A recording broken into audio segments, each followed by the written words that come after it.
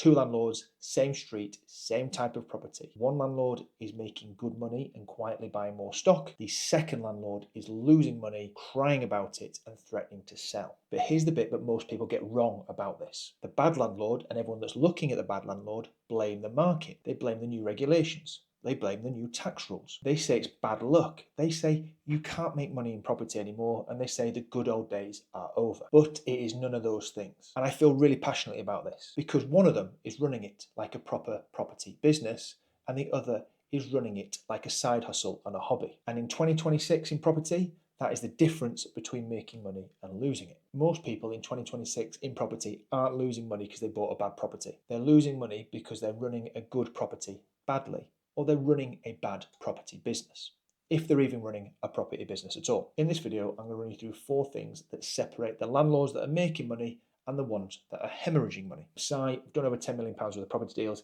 and I also run a little property academy that helps people buy their first and second buy-to-lets.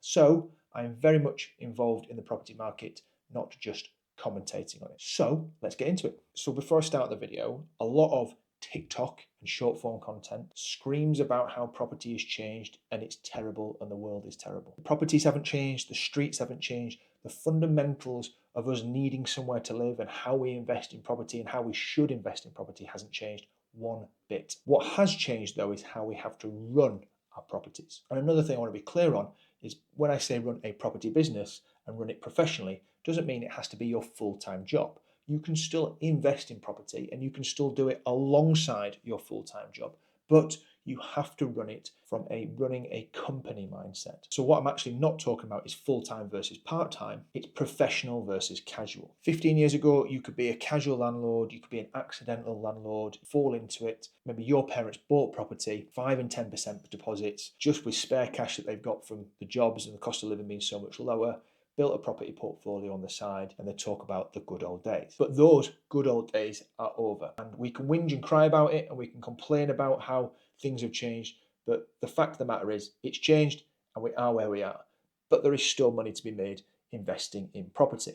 As we know, the Renters' Right Act came in May. Tenants have more power than they've had forever. Section 21 is gone, so we can't evict them without a reason, and we can only increase rents once a year. And if we get it wrong, from a compliance standpoint, the fines and the penalties are pretty high. So if you aren't good at investing in property and you aren't good at running a property business, the market will punish you for it. But the good news is, if you follow 4 of these tips, and some of the other bits I've given in videos before, you can make a lot of money in property because there are lots of people that can't be bothered with what I've just mentioned. So here are the 4 things that every landlord that is making money in the market is doing. And every single landlord that I know that is struggling is definitely not doing 2 of these things. So point number 1, they treat tenant selection like it's the most important thing they've ever done. Now, I want to add at this point that I think your tenant should be called a customer. The tenant is going to pay you money for a product that you are going to create. They are a customer.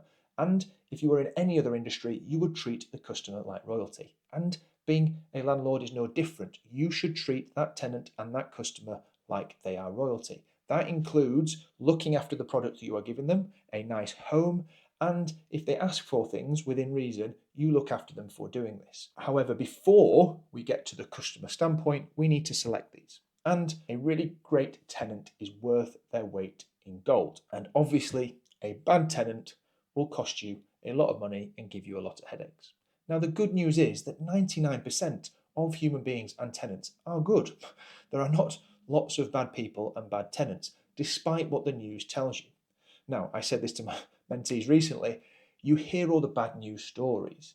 Very rarely will the BBC publish a news story saying, great tenant pays rent on time, because it's not that exciting and no one is going to click on that article, even though there's lots and lots of tenants doing this. If we've done things right, bought a property in a good area, we've done it up to a good standard, and we've followed all the things and the principles that we should do when we're proper property landlords, when we put it to market, we should have a choice of tenants. So if you have created this good product and followed steps prior to getting a tenant that I've already mentioned in previous videos, you should have a choice of tenants, and you shouldn't be desperate to get any tenant or the first tenant that comes to your door. So winning landlords will look at their affordability. They will check their references. They will check their bank statements to make sure they haven't got any addictions which are likely to stop them paying their rent. Things like gambling is not a good sign for a landlord. And instead of taking the first tenant that comes through, I would rather, and you should rather, leave it empty for a couple of weeks before you accept and get the right tenant. Now, one thing I'd say at this point,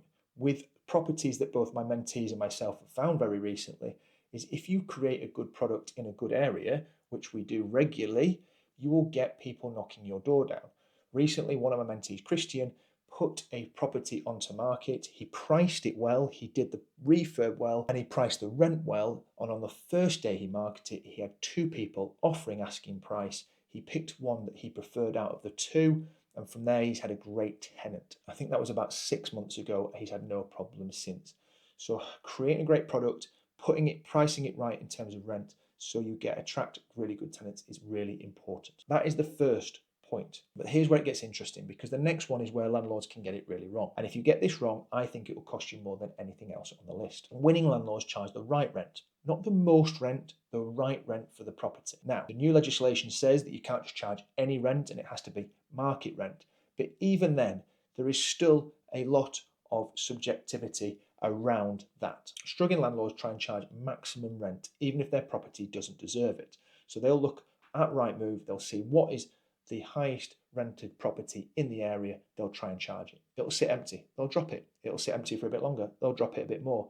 Before they know it, it's been sat empty for 3 or 4 months. They have tried to overcharge on rent and people haven't bitten.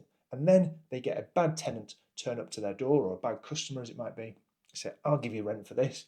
And they just accept it without doing the proper checks. Before you know it, you've lost 3 months' rent and you've got a bad tenant in. Winning landlords price for occupancy. They look at properties that have actually been let out, not what has been asked for. The lettings market is a bit different to when you're buying. When you buy a property, the price gets registered on land registry so you can see actual sold comparables. It's a little bit more challenging when you're looking to let out a property. So instead of going for the maximum rent for a property that is not directly comparable, look at what has been let out in your area, because this is crucial to get a good tenant and it not being sat empty for a period of time. Now, previously I mentioned that Christian had rented out his property day 1 by getting 2 offers at asking price. He could have been tempted to say, oh, I should have offered more, I should have had it on the market for more because I could have got it. People were snapping my hands off for day 1. But instead, no, he's priced it well, he knows exactly what the rent should have been, he's got a good tenant day 1, it's not sat empty, and that tenant will stay there, we think, for a long period of time and pay well. So instead of thinking, oh, I should have got more and back tried to be greedy, priced it well, got a good tenant. Pricing at day 1 is absolutely crucial. Long tenancies are where we make money in buy-to-lets, and it's why I love buy-to-lets. The average tenancy at the moment is anything between 3 to 4 years on a buy-to-let. If you look at a HMO, I think it's anything between 8 and 9 months. It's terrible. So this is where we love the buy-to-lets. Getting a good tenant, getting them in, and getting them there for a long period of time is where landlords in buy-to-let make good money. The last thing we want is voids and turnover. If we can price well and vet well and get a good customer in the property, we will have a good cash flowing investment. Quick one before I carry on with the video. If you're enjoying this channel, please like this video and subscribe so you can continue to get more valuable content. And also, if you're looking to start investing in property, you have some savings, or you have a high income job where you want to start investing in property and you've got the money to do so, I am here to help. Size Property Academy, I have over 50 members who are hardworking professionals that invest in property on the side. We have a great community of people and we've had some great success recently. If you watch my previous video from Cavan, you can see what can be done. So if you want to get involved in Size Property Academy and you're interested, click on the link in the bio below, book a call with me or a team, and we can give you some information on how you could get started investing in property today. Step number 3, and definitely what I talk to my mentees about the most, is running property like it's a business. Winning landlords have systems, they have a great team, and they understand how to run a business. It sounds boring, it sounds hard work, and it's exactly the kind of stuff that casual landlords roll their eyes at. What professional landlords have is a spreadsheet that tracks every penny in and out, a maintenance schedule so they're consistently on top of their properties, trusted plumbers and electricians on speed dial so they know they can get the work done quickly. They're not always the cheapest ones, but they're the best. If they have someone manage their property, they have a letting agent that they can trust and does the work for them. They have a solicitor that understands property conveyancing well, and they have an accountant that understands their tax position well. Funnily enough, all of those things you can get hold of inside a Size Property Academy. None of that is glamorous. None of it is that exciting, but it's exactly how you make profit and do well in property in 2026. All of these things that I've just mentioned are the things that help you run your business, be a family person, or go do your day job and continue to invest in property. You're not the one that's fixing the boiler. You're not the one worrying about your tax returns, and you're not the one that's potentially chasing your tenant for rent if they paid a couple of days late. You've built a system and a team that works. You run it inside a company that is tax efficient, so you are maximizing your profits each year too, and you can reinvest all of your profits well, tax efficiently, so you can build this portfolio to build generational wealth. Struggling landlords have no idea what they're making. They go from month to month, they answer calls on the fly, they promise that they're going to do work, it never gets done. They find tenants that aren't the ones for them, and they continually have to chase their tail. It is not the space for an amateur landlord with no systems and no professionalism these days. The fourth thing that separates the good landlords from the bad these days is compliance. It is probably the most unexciting word in the world, and it is something that instantly sends a lot of people to sleep. However, compliance is absolutely vital for lots of reasons, and it separates the good landlords from the bad. Gas safety certificates, EICRs, EPCs, DPS deposit protection, right to rent certificates, smoke and carbon monoxide alarms, selective licensing where it applies. All of it needs tracking, all of it needs ticking, all of it needs to make sure that it is in date.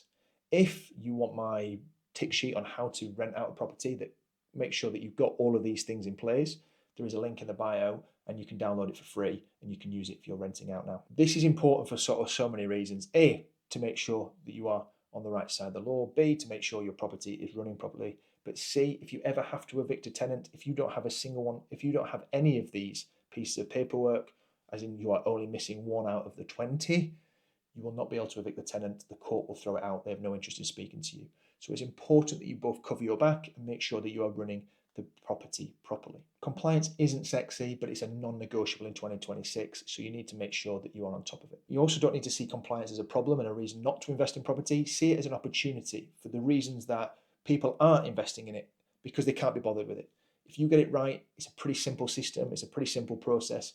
If you do it and you do it properly, you become a good landlord and you are one of the ones that will make money going forward from 2026. The really positive thing, if you've continued to watch this video as far as this one and you want to be a winning landlord, is there is going to be so much opportunity over the next 5 to 10 years. There are going to be more and more people exiting the letting market. There are going to be more and more people that don't want to enter the market because they can't be bothered. There are going to be EPC rules and regulations that are probably going to come in the next 3 or 4 years, and that's going to be another barrier to entry and another reason for people to leave. But more than ever, there is a demand for renting, there is a demand for tenants to rent properties. So the demand isn't going away, but the supply definitely is, which means there are huge opportunities for professional landlords. So the one thing I would say, the cost of being a professional landlord is small. The cost of being an amateur one is large, from bad tenants to large fines. You can't be a poor amateur landlord in this market anymore. However, you can be a very good one and you can be a very professional one and make a lot of money. A lot of bad landlords and people that don't want to invest in property, and even the mainstream media and news, is blaming the government, is blaming the regulations, is blaming the current market and how we are. The belief I want you to leave you with is the market is absolutely fine. The regulations are there for a reason, and it's to stop bad landlords. But what's killing people's returns is how they're running it, not the rules, regulations, and what's happening in the market. The landlords inside a Size Property Academy that are doing really well are working full-time jobs and running a property business on the side professionally with the right systems, processes, and assistance. If you want to get help on how to do this, click on the link below the video. If not, I'll see you in the next one.